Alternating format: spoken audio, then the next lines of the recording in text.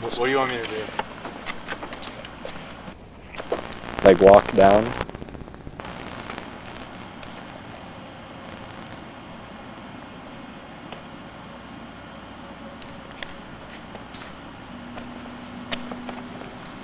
Yeah, but it's crazy, like, how small that thinking is.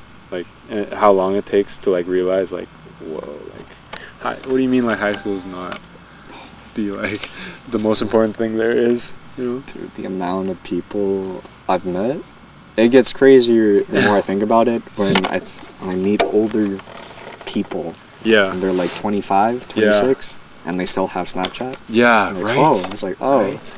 Who are you talking to on there, actually? They're like your other friends? Or yeah, dude.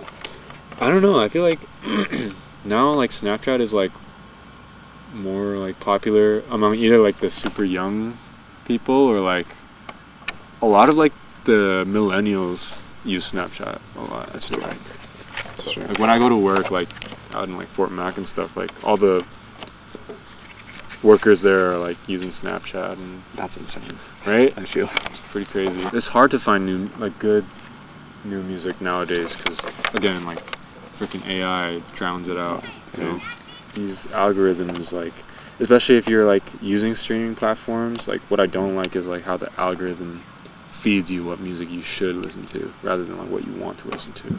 So, yeah. Is that a beat? Yeah. Or is that a wall? It's a beat. That's a beat. I've definitely had moments in my life where I, like, wanted to, like, showcase myself to the world and, like, be famous and whatever, but I think whenever I'm in that state, it's not for the right reason.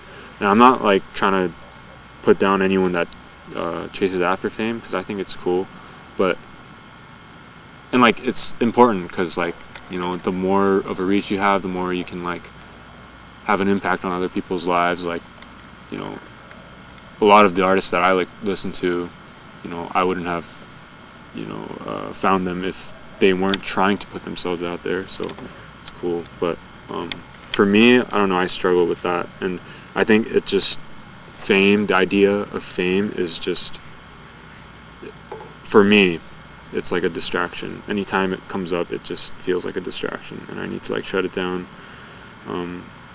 I need to find a balance, though, because I do want to put my music out there. I think my main goal with my music is to,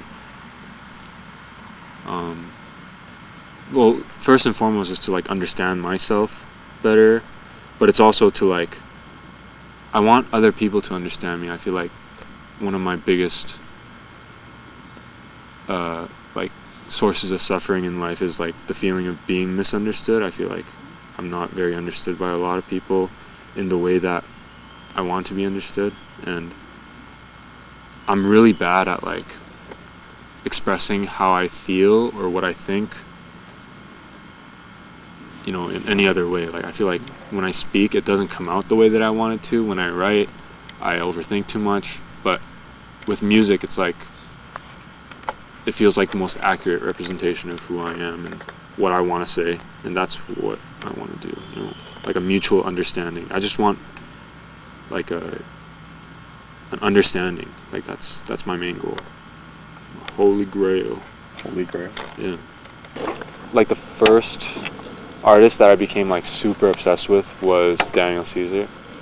In, like, 10th grade, I started listening to him, and, like, I don't know, I just listened to his music all the time. Like, his music, like, got me through so much in my life, you know? Like, his song Violet, have you heard Violet?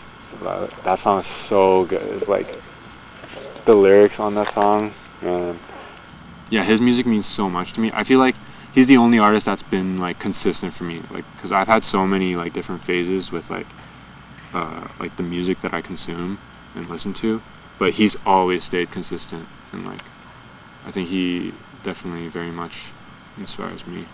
Did you follow the, like, most, like, reposted egg? Yeah, that's, like, the first thing I posted. No and then, like, I went MIA after that. That's so funny. Yeah. Whenever that came out, Freaking I A. had Instagram, and that was it. That's so funny. I remember that. There were so many weird like trends. What do you think makes an artist, like, for you? What do I think makes an artist? I think a good artist showcases vulnerability and isn't afraid to like go against the flow of things and like take risks. And a good artist doesn't have ulterior motives with their art. Like they create for the sake of creating, you know. Yeah, that's what I think an artist is. You know. But there's different, you know, I think that's just like my opinion, but it's a very subjective thing. Like anyone can be an artist technically, you know. Anyone is an artist, you know. It's true. Yeah. Do you think, like, of yourself, like, you were born and raised in Edmonton, essentially? Or do you still identify with being born in Korea? What does it mean to like identify? I don't know.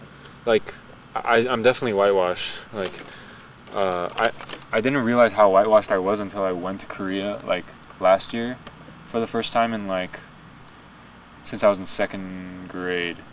So I don't know how old I was in second grade, but yeah, like I just realized like I didn't fit in at all. Like the Korean culture is so different, and like I had trouble like,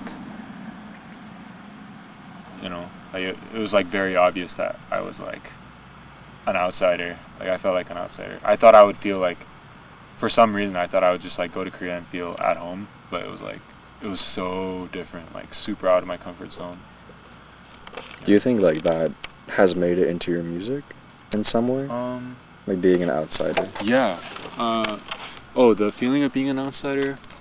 I've like written a lot of stuff about that feeling, like especially when I was in Korea. Like I was writing a bunch of like lines and lyrics about that, like because it was just such a strange feeling to like come back and like, you know. But I don't know, it hasn't made it to any songs just yet, you know.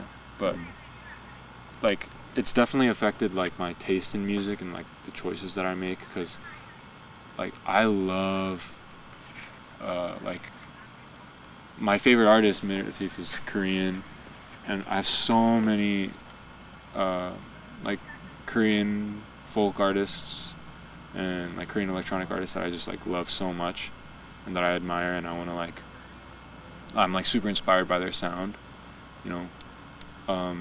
I feel like in a way I wouldn't be as interested if I was always just immersed in the Korean culture, because to me like the Korean music is fascinating now because I'm not used to it anymore, so it's all new and different, you know. I've had the thought about, like, being from Edmonton has kind of been limiting, you know, compared to like being in like a bigger city. Do you think, like... Yeah, dude, I'm like struggling with that currently, I feel like, because that's hard.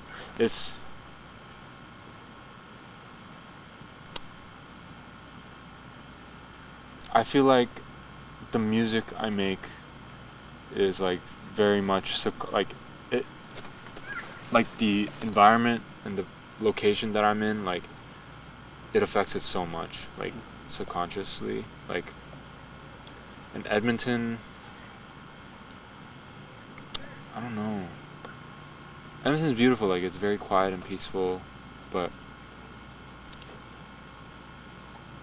I guess I'm like wondering like